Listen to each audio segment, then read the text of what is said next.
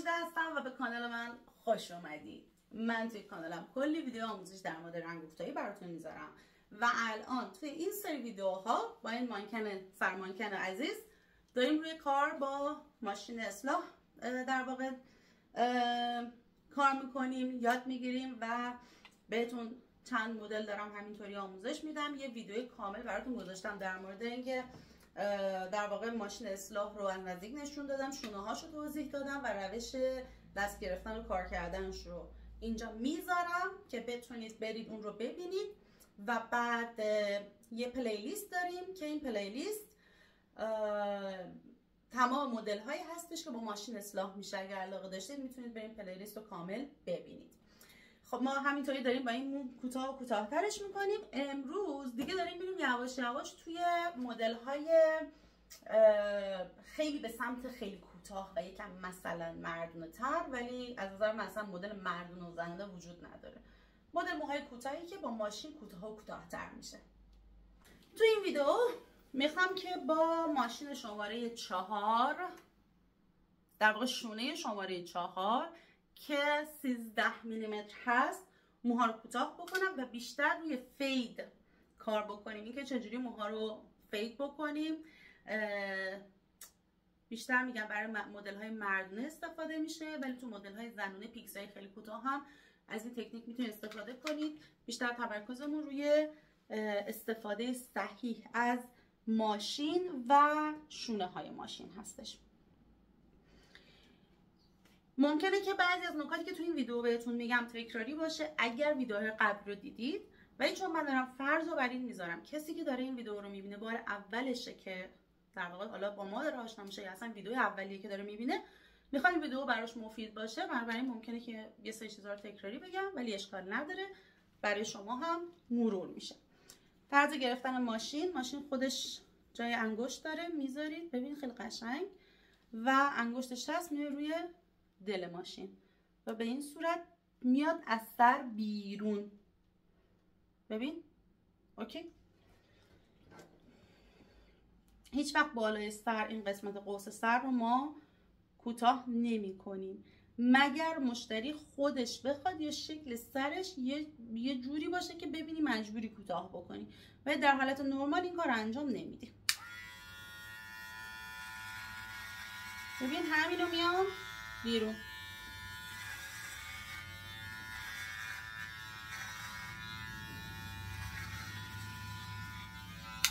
اگر دستتو درست بگیری و درست از تو سر بیای بیرون، این کار خیلی کار آسونه. یعنی شما دور تا دور سرش شاید تو زیر 5 دقیقه بتونین بزنید.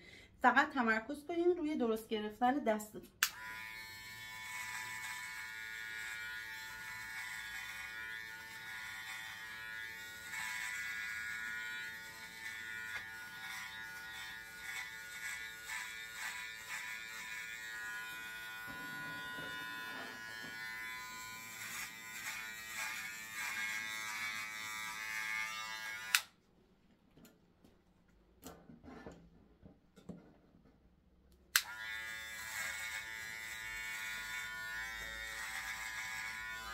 برای کار با ماشین باید خیلی روی حرکات دستتون تمرکز داشته باشید و مسلط باشید به حرکت دادنش. نباید خیلی زیاد فشار بدین روی سر، نباید خیلی رو هوا بگیرین. این ماشین باید خیلی نرم روی پوست و روی سر حرکت کنه.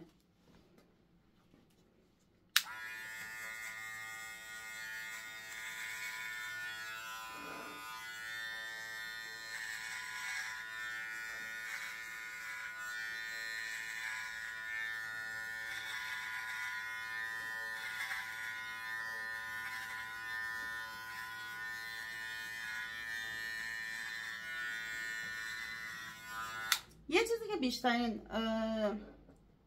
در واقع نگرانی هست برای خیلیا اینه که وقتی با ماشین کار میکنیم، الان شما خودت میبینی اینجا یه پله افتاده، میتونم تونو میبینی اینجا یه پله افتاده.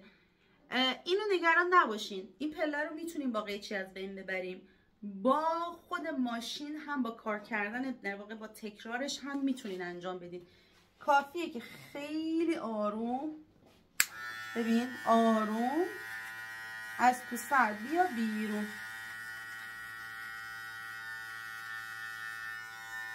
اینایی که بلند میمونه اشکال نداره، اینا تقصیر ما نیستش، اینا به خاطر اینه که ماشین دیگه نمیگیره، اون مو رو از یه حدی بلندتر باشه نمیگیره، اشکال نداره، با قیچی حلش میکنیم.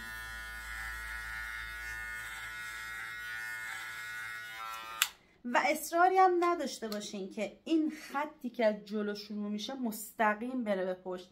معمولا این خط یه کوچولو به سمت پایین شیب میخوره میره پشت، یعنی یه همچین حالت باز دوباره نعل اسبی به ما میده. اشکال نداره این پشت یه کوچولو به سمت پایین بلندتر میشه، اونم اشکالی نداره. حالا نمیدونم چه جوری بگم یا اصلا متوجه شدید یا نه. در نهایت لازم نیست مثل اینکه کاسه گذاشتی همه چی صاف باشه، نه، این یه کوچولو شیب خواهد داشت.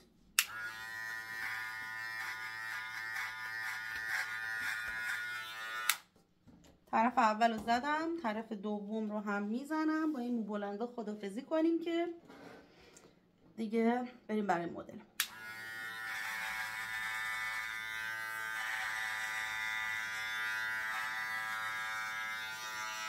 یه دلیلی که این بلندا رو نمیگیره اینه که این بلندا خیسه. موی خیس توی ماشین نمیره، یعنی ماشین نمیتونه موی خیس رو کوتاه کنه. برای همینه که الان مثلا این بلنده کاملا خیسه و اصلا ماشین رو نمیگیره. اونو با قیچی بعداً میتونیم کوتاه کنیم.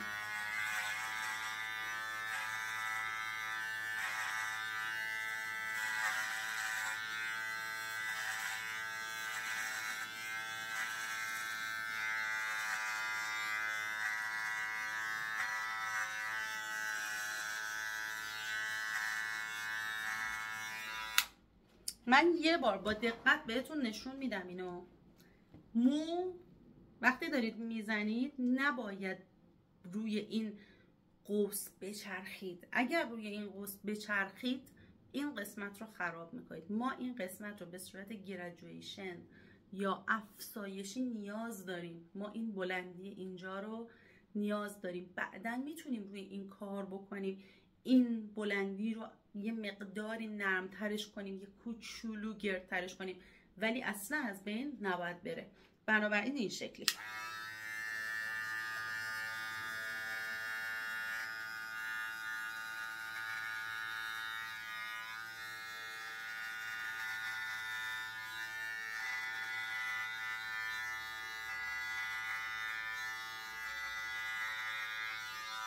دیدین؟ اینا رو میخوایم حالا چیکار کنیم؟ برای اصلا این در واقع ویدیو امروز برای همینه که یاد بگیریم با این دور سر اینا رو چجوری فیدش بکنیم و همینطور در واقع پس سر رو یه نشونه رد میشیم. این 4 بوده، میریم سراغ 2. ولی قبل از اینکه با 2 شروع کنیم برای احتیاط من 3 رو امتحان میکنم. اون 13 میلیمتر بود، این 10 میلیمتره. اگر این اوکی بود با همین استفاده میکنم، ولی احتمال زیاد باید از همون 2 استفاده بکنم. 3 رو برمیدارین، یعنی شونه کوچیکترتون رو دیگه نمیرین تا آخر بالا، فقط تا زیر گوش و به صورت دورانی میای بیرون.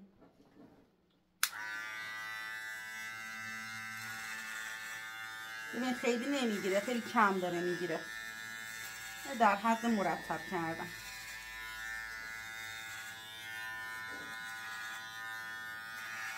و اگه بهتر ببینید فکر میکنم بغل گوش رو که نشون بدم بهتر میبینید. دور تا دور سر رو آروم همین کار رو انجام بدید. نخوابونین ها، اینو بخوابونی کل پشت سر داغون میشه. وقتی داری بغل سر رو میزنی این باید یه مقداری، ببین این باید نباید بخوابه. اینجا با کنارش میای کنار سر رو مرتب میکنی، اضافه هاشو میگیری، بعد میرسی به کنار گوش، پشت گوش هم همینطور آروم بازی میکنی تا ببینی که آیا کاری که داری میکنی اوکی یا نه. و بغل گوش رو اینجا اونجایی که باید دقت کنی. مطمئن نیستم که این شماره 3 میتونه اینو کوتاه بکنه، ممکنه بلند باشه ولی امتحانش میکنیم. که ببینید، اگر حتی نشدم ببینید.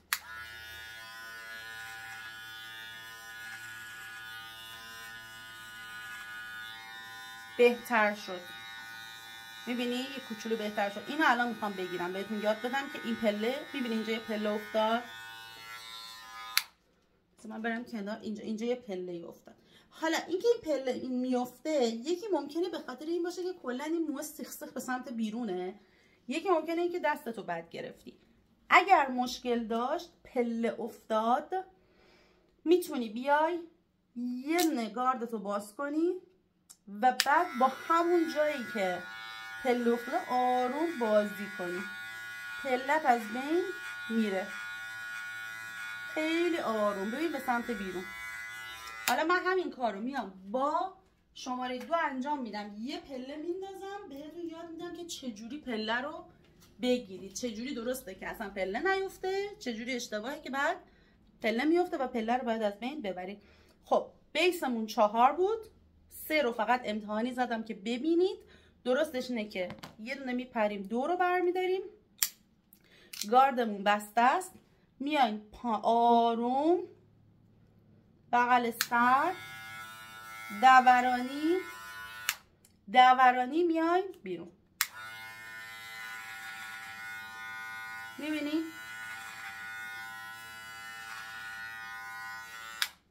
فرق این دوتا رو ببین. من برم کنار شما ببینید. این قشنگ گریجویشن شیک خوشگل صاف رفت بالا. خب اینم که هنوز نزدیم، میتونیم اینم به همین روش انجام بدیم. نکته مهم توی این کار اینه که اولا شما شونه درست رو انتخاب بکنید، شماره درست رو انتخاب بکنید.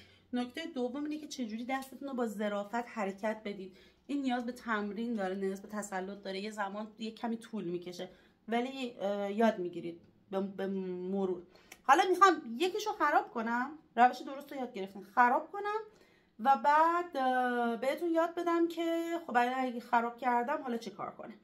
چجوری خراب میشه؟ اینکه دستتو زیاد فشار بدی یا اینو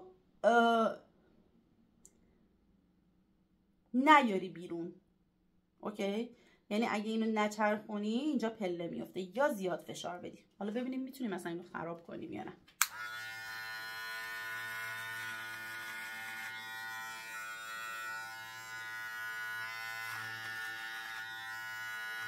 آها ببین پله افتاد.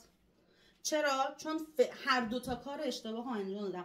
هم با فشار انجام دادم، این پله است، میبینی تو رفتگی، هم با فشار کار انجام دادم، هم وقتی میخواستم بیام بیرون تمیز نیومدم بیرون، اینجا ول کردم یهو اومدم بیرون. خب حالا دوتا کار میتونیم انجام بدیم. یکی این که بیایم همینو که داریم، همین دویی که داریم ازش استفاده میکنیم، گاردش رو باز کنیم و این نقطه‌ای که بلندتره رو با بازی بیایم کوچولو کوچولو کوتاش کنیم.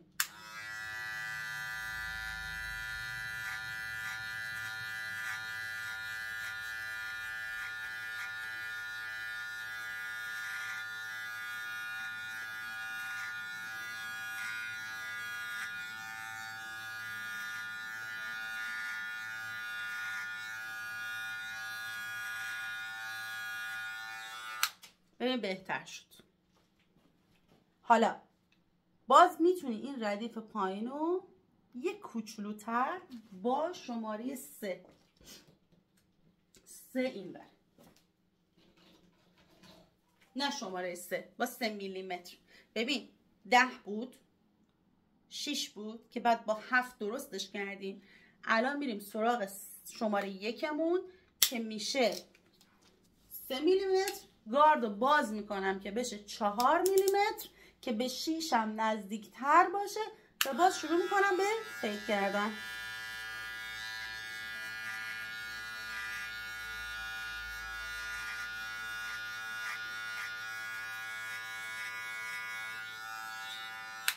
ببین دیگه این کاملا صاف شد. و اینم در نظر بگیرید که این الان سر مانکنه که اینجوری به سمت بیرون به اصطلاح میگن استیک اوت، اینجوری زده بیرون. خب موی اکثر آدم ها اینجوری میخوابه، بنابراین شما یه حالت سافتی رو داری.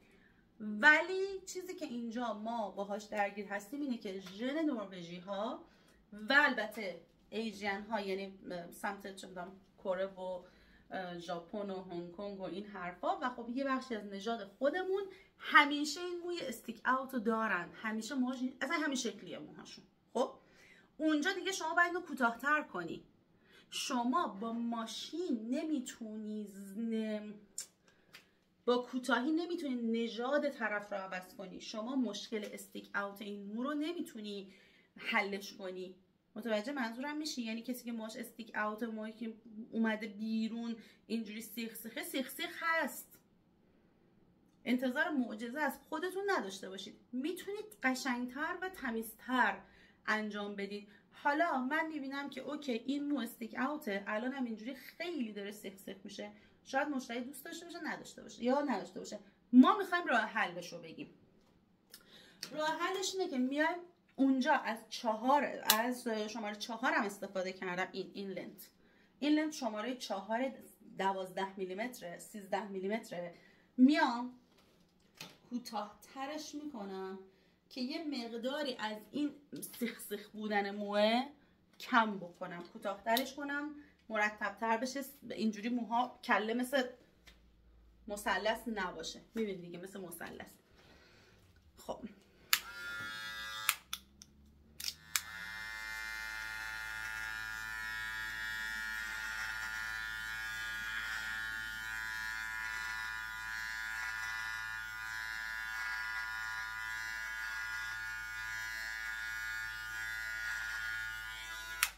دیدی کم کم از این حجم مثلثی شکلش کم کردیم و یه مقداری نرمال تر شد. بقیه کار رو میتونید با قیچی انجام بدید. این تیکه رو میخوایم که محوش کنیم. حالا بعضی از آرایشگرای مردونه اینو با شونه قیچی انجام میدن، در واقع قیچی رو شونه انجام میدن. خود من گاهی وقتا با دست انجام میدم، جفتشون در واقع با لای انگشتام میگیرم و انجام میدم. جفتشو میتونید انجام بدین. یه کوچولو با بازی، خیلی کم، اینو میای با قیچی شونت. دارم سعی میکنم بتونم توی ویدیو نشون بدم.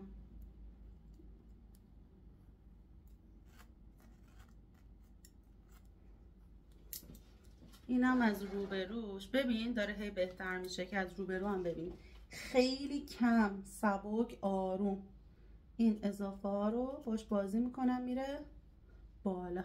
اوکی، این روشی که شما میتونید کنار سر و پشت سر رو مشکلش رو حل بکنید. پشت سر هم به همین شکل خیلی راحت. ببین من اینا رو که موزر زدم، ببخشید من هی میگم موزر، واقعا ماشین اصلاح رو که زدم.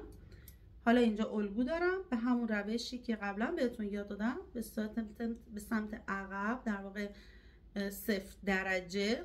ببین 0 درجه است. میایین و موها رو کوتاه میکنیم با الگوی زیرتون، با الگوی پایینی که با ماشین اصلاح ایجاد کردید، و همچنان دور سر مشتری باید بچرخید.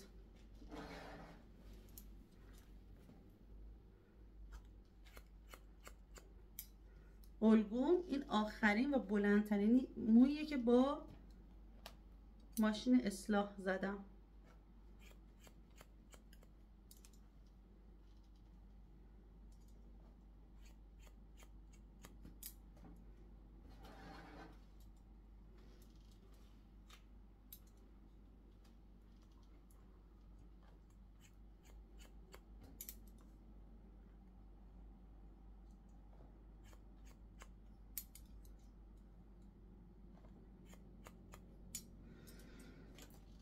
پس تو این ویدیو یاد گرفتین که چجوری با ماشین اصلاح یه کوسایی خوشگل و مرتب بزنید، بتونید کوچولو فیدش بکنید و ایرادای دور در واقع این بلندهای کنار گوش رو هم بزنید مرسی که من اینجا مرسی که این ویدیو رو دیدید، مرسی که تا آخر دیدید. اگر که این ویدیو رو دوست داشتید لایک بکنید، خیلی خوشحال میشم.